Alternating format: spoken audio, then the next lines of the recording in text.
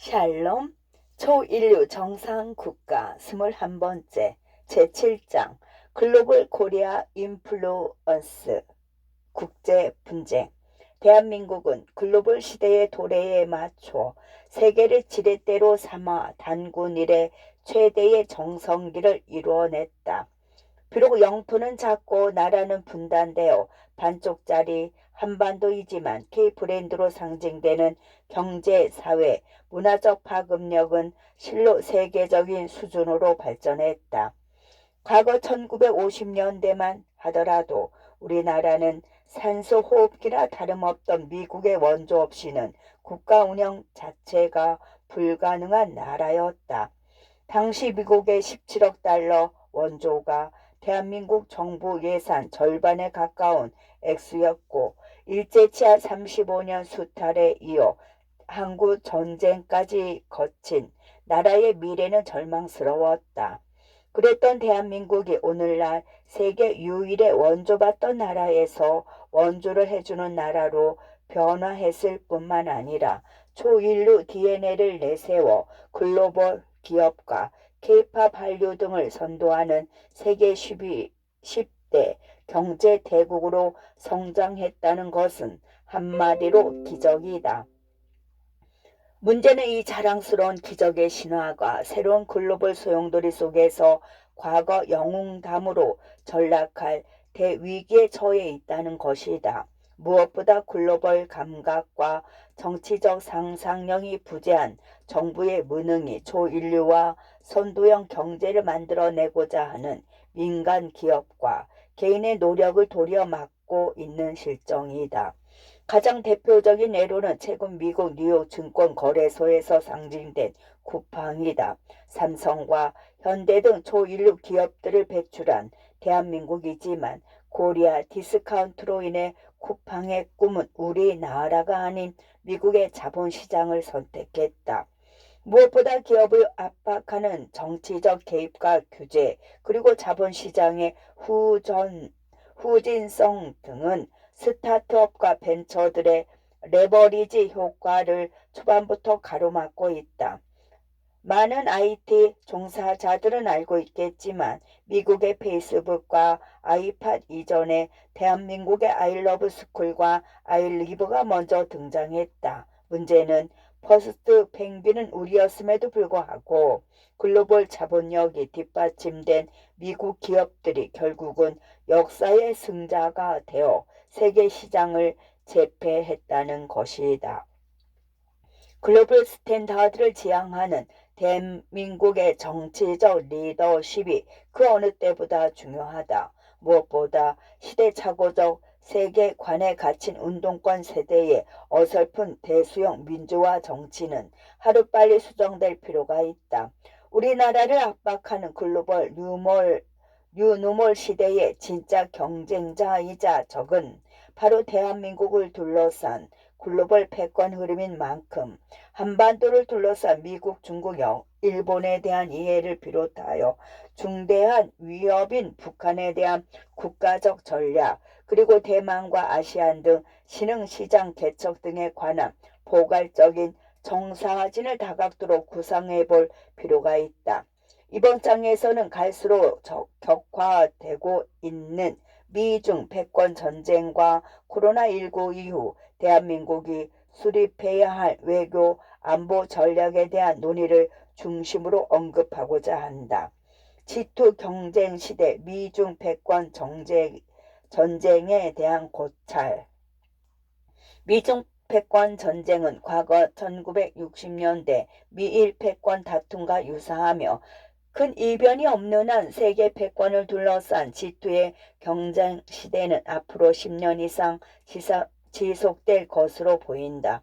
실제로 과거 미국의 일본의 글로벌 주도권 싸움이 10년 넘게 걸린 것과 비교해 볼 때 앞으로 총세 단계에 걸쳐 전개될 것으로 예상된다. 현재 진행되고 있는 미중 무역 전쟁은 스몰 딜에 해당되며 주력 수출 상품 등을 둘러싼 견제와 관세 갈등 등이 이에 속한다. 가령 미국은 중국의 반도체 이를 견제하기 위한 방편으로 대만을 생산 기지화시켜 일본과 삼각 동맹을 맺어 미래를 대비하고 있다. 이후 빅딜에 해당되는 환율 시장 개방, 국유기업 개혁 등이 이르는 전방위적인 압박이 이루어질 것인데 우선 환율 전쟁이 본격화되고 현재 위안화를 둘러싼 미국의 압박이 본격화되어 과거 1985년 프라자 합의와 유사한 환율 조정 시도가 이루어질 것이다. 또한 중국의 폐쇄적 보호주의를 압박하는 가장 전면 개방에 대한 요구와 더불어 중국 자본주의에 꽂힌 국유 기업에 대한 개혁과 모니터링이 본격적으로 요구될 것이다. 이러한 기조는 과거 트럼프 정권에 이어 지금의 바이든 시대에서도 지속적으로 이어질 전망이다. 1. 미국의 아시아 전략 쿼드와 대만. 쿼드는 미국 주도로 중국 견제를 위해 만들어진 미국, 일본, 인도, 호주 등의 연합체이며 이미 미국은 이와 유사한 다자 동맹 체제를 만들어 역사적으로 승리한 전례가 있다. 바로 북대서양 조약기구이다. 나토는 제2차 세계대전 이후 새로운 경쟁자로 부상했던 소련을 견제하기 위해 만들어진 반공 집단 방위 조약이며 이후 유럽 동맹국들의 전쟁 후유증을 돕기 위한 경제적 원조와 군사 보조 등으로 유럽 내 자유민주주의의 가치를 보전하는 데 성공했다. 쿼드는 소련 붕괴 이후 미국이 일본, 인도 태평양 지역에 새로 만들어낸 제2의 나토 제재이다. 과거 소련과의 냉전에서 승리한 미국이 아시아 지역에 없었던 이 가치 공유를 목적으로 새로운 국제기구를 설치하기 위한 포석으로서 그 시작점을 쿼드로 잡은 것일 뿐이다. 한편 국가 간의 동맹은 국가 간 국민적 가치 철학이 유사하거나 동일해야 하는데 이는 곧 국가 이성이 일치되어야만 동맹 시스템이 흥행한다는 것이다. 그런 맥락에서 쿼드에 소속된 국가들은 모두 정치적으로는 자유민주주의 그리고 경제적으로 사회자본주의를 채택한 동일한 국가 이성을 갖춘 나라들이기 때문에 앞으로의 협업 모델은 아시아 외교 흐름에 있어 큰 변수로 적용할 것이다. 가장 안타까운 대목은 한미 동맹이 가장 견고한 대한민국이 정작 미국 주도의 쿼드 제재에 주역으로 참여하지 못했다는 것이다. 쿼드 플러스가 아닌 오각 동맹 체제인 펜타로 대한민국 지분을 확보하지 못한 현 문재인 정권의 편협한 시각과 정치적 상상력 부재는 결국 한국 외교 역량의 후퇴를 유발할 것이 자명하다. 대만 아시아의 고아에서 아시아의 균형자로 부상. 대만은 향후 아시아 외교에 있어 블루칩이자 큰 변수로 등장할 것이다. 이미 지난 1월 미국은 바이든 대통령 취임식 때 대만 대표격인 샤오 메이친 대만 경제문화 대표를 단교 이후 42년 만에 초청했다. 이후 중국 시진핑 주석과의 첫 통화에서도 바이든 대통령은 하나의 중국을 겨냥하여 대만에 대한 문제 제기를 공식화했다. 대만과 대한민국은 굉장히 많은 공통점을 지닌다. 자유민주주의와 시장경제 질서로 상징되는 동일한 국가 이성을 지향하고 불합리한 공산주의 체제와 과감히 투쟁했다. 또한 수출 중심의 경제 기적을 일궈냈고 IT와 반도체를 비롯한 유사한 산업 핵심 역량을 지닌 선의의 라이벌 관계이면서도 중국과 제1의 무역 교역 국가라는 부분까지 똑 닮았다. 이런 대만이 이제는 미국의 본격적인 지원에 힘입어 한때 아시아의 고아로 불렸던 과거를 뒤로한 채 아시아의 균형자로 서서히 그 유용을 드러내고 있으며 우리 역시 대만과의 관계 설정에 있어 상호 협력을 바탕으로 한 시너지 효과를 지향할 필요가 있다. 2. 중국 도광량회를 넘어 분발 위로 중국의 대외 정책은 과거 덩시아오핑의 도광양회를 따라 스스로를 드러내지 않고 때를 기다리며 실력을 쌓는 전략으로 일관해 오다가 지난 2017년 시진핑 시대에 이르러 본격적인 분발 위위로 과감히 전환했다. 분발 위위란 분발해서 성과를 이뤄낸다는 보다 더 진적인 뜻으로 과거 발톱을 숨겨 때를 기다리는 것을 넘어 중국의 위상을 공세적으로 세계 속에 드러내겠다는 의미이다. 이는 곧 중국이 미국의 세계 전략에 편승할 생각이 없으며 본격적인 패권 경쟁에 있어 중국의 몫을 더욱 과감하게 차지하겠다는 뜻을 내비친 것이다. 이에 맞춰 중국은 갈수록 격화되고 있는 미중 패권 경쟁에 대비하여 대내외 국가 전략으로 글로벌 제조 강국 2025와 1대1로 등을 채택하여 중국몽의 가능성을 실현하고자 한다.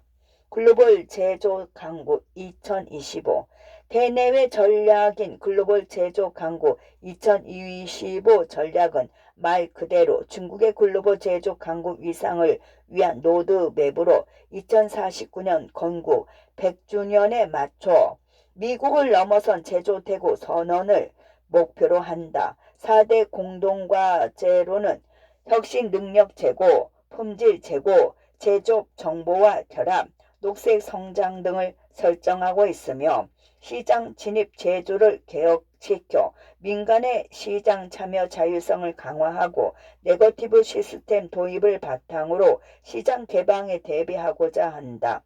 또한 진행 과정과 사후관리 감독 등 모니터링을 시스템을 강화하여 공정한 대출 메커니즘을 정립하고 품질 개선 목표치를 달성하고자 한다. 결국은 시장화를 통한 기업 구조 조정과 업그레이드를 전반적으로 유도한 후 7대 전략 사업인 신흥 정보 및 최첨단 장비 제조, 신에너지 자동차, 신소재 바이오, 에너지 전략 및 환경 보호 등을 육성하여 중국의 세계적 수준의 제조업 역량을 완성하는 것이 핵심 내용이다. 1대1로는 중국이 당나라 시절 전성기를 맞았던 실크로드를 부활을 위한 주도한 신실크로드 전략 구상이며 구체적으로는 내륙과 해상의 실크로드 경제 벨트를 지칭한다.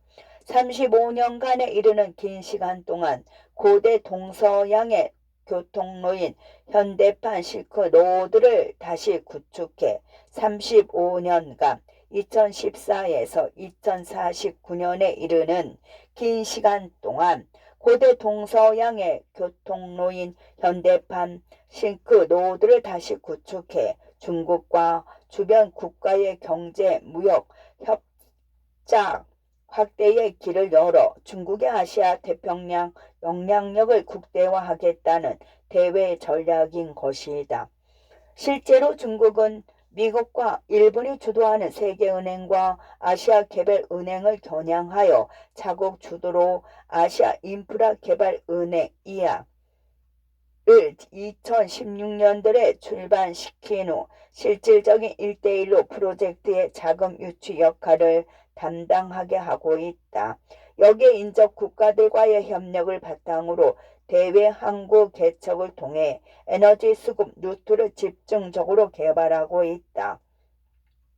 구체적인 사례로는 중국 파키스탄 경제회랑인 과다르항 루트 개척을 들 수 있는데 과다르항은 중국과 중동을 잇는 전략적 충지일 뿐만 아니라 세계 원유 수송의 20%가 통과하는 에너지 모세 혈관이다.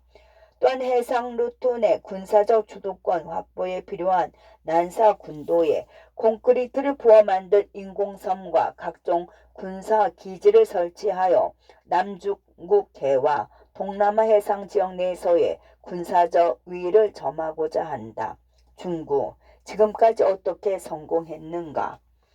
G2 경쟁 구도의 한 축인 중국의 부상 역시 급진적으로 이루어졌는데 지금까지의 성공 노하우로 어떤 요소들이 있는지에 대하여는 한번 살펴볼 필요가 있다. 중국의 성공 요인 중 내부적인 것들보다는 크게 문화 대혁명으로 인한 대위기, 재산권 개혁, 그리고 시장 개혁 등을 들 수 있다. 우선 중국은 마오쩌둥의 극좌 사회주의 운동이었던 문화 대혁명의 부작용으로 인해 건국 이래 최악의 경제 상황에 직면한다.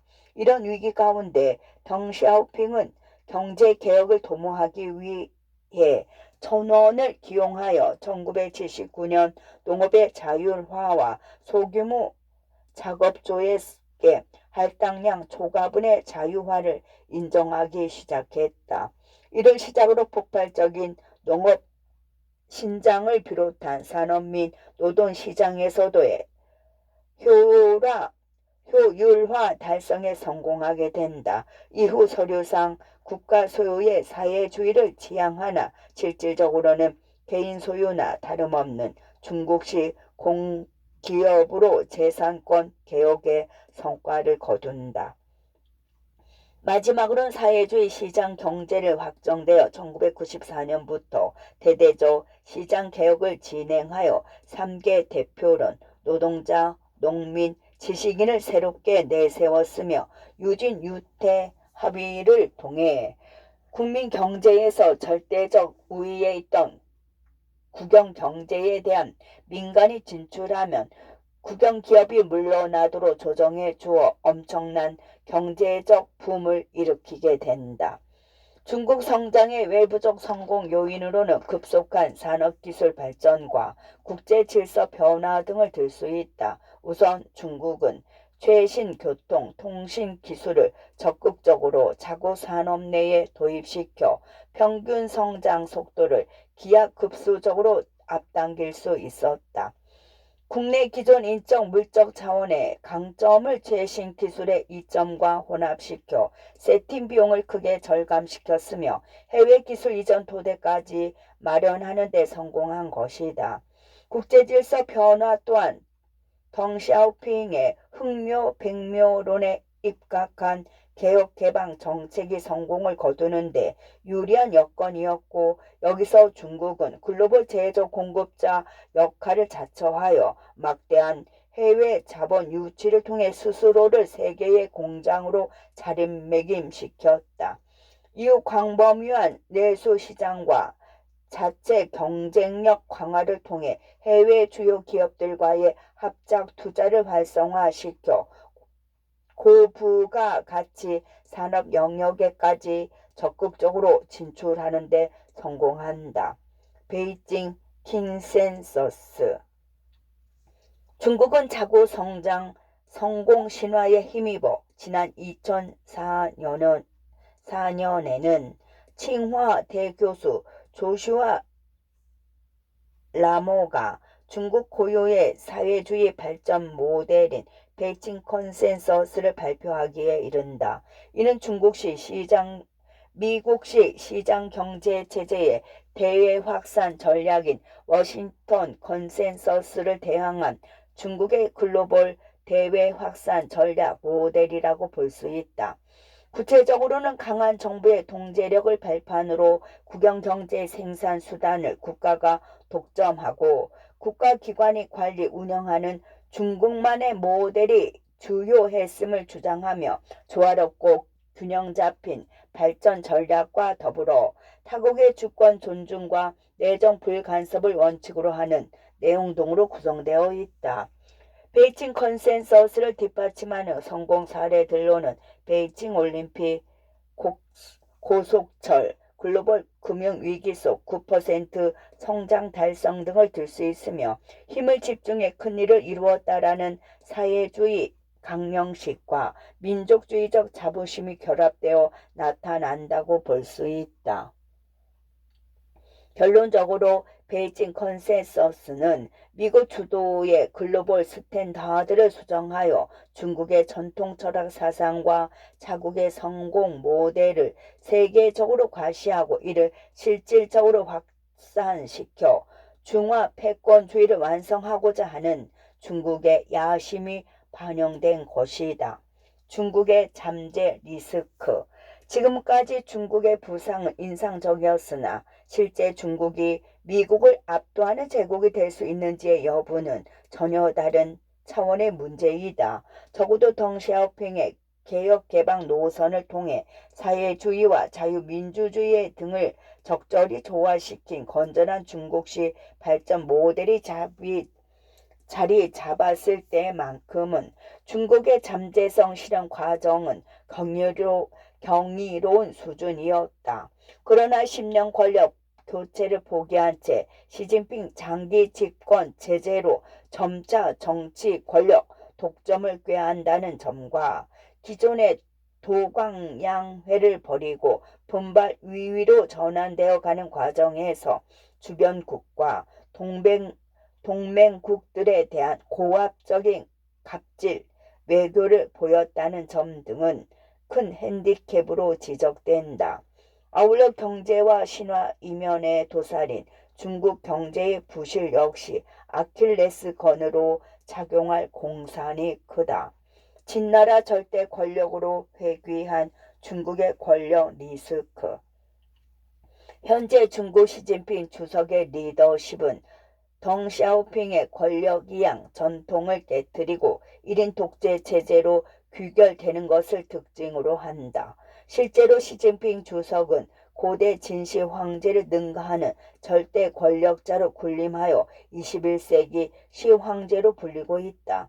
중국의 권력 구조를 과거 진나라와 비교해 볼 때 재미있는 유사성을 발견해 볼 수 있다. 우선 시 주석의 본인은 공산당 총서기 겸 중앙군사위 주석 등을 겸직하는 황제의 역할을 수행하고 있으며 그 산하로는 승상, 어사대부, 태위 등의 기능을 수행하는 국무원 총리 왕지산, 당 중앙 기울의 서기 자오러지, 그리고 군사위 부주석 쉬치량 등을 두고 있다. 여기서 국무원 총리는 행정을, 당 중앙 기울의 서기는 검찰을, 그리고 군사위부 주석은 군부 기능을 각기 전담하여 시진핑 중심으로 국정 운영을 공백 없이 메우고 있음을 확인할 수 있다. 여기서 중국은 국가감찰위원회를 신설하여 국무원 감찰부와 국가예방부패국 검찰 반부패 조직 등을 통합하였으며 주임으로 시진핑 친위 세력인 시자주인으로 분리되는 양샤오드 중앙교육검사위원회 부서기를 지명했다. 우리나라와 비교하자면 고위공직자 범죄수사처, 이른바 공수처로 알려진 기관과 유사하다고 볼 수 있다. 이처럼 공백 없는 권력 독점에 이어 사정 전국 핵심 기관으로 측근으로 앉혔으니 권력 반대 세력들조차 함부로 도전할 수 없는 시진핑 주석 중심의 중국 권력 구조가 완성된 것이다.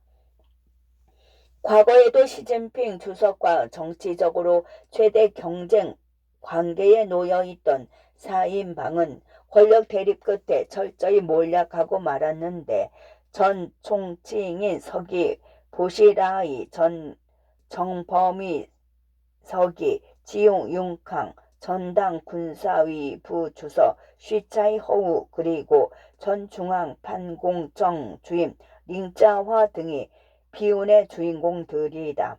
물론 중국의 시진핑 중심의 권력 집중화 현상이 중국 성장 기조에 꼭 걸림돌이 된다고 예단할 수는 없다. 우리나라만 하더라도 박정희 대통령의 리더십이 경제적인 측면에서 볼 때는 산업화의 주춧돌 역할을 수행한 역사적 사례가 있다는 점을 감안할 때에는 더더욱 그렇다. 그러나 앞으로의 시대 흐름은 다원성과 창의성으로 점철되는 자유의 가치를 그 어느 때보다 강조할 것이며 글로벌 연결 사회 속에서 특정 국가의 독점적 리더십이 민주주의의 가치와 역행하면서까지 나홀로 두각을 나타내기란 매우 어려울 것으로 전망된다. 결국 중국의 독점적 권력 구조는 장기적으로는 중국 체제 내 발전과 민주사회의 진보를 원칙적으로 가로막는 최악의 장애물로 자리 잡을 여지가 크다고 볼 수 있다. 끝.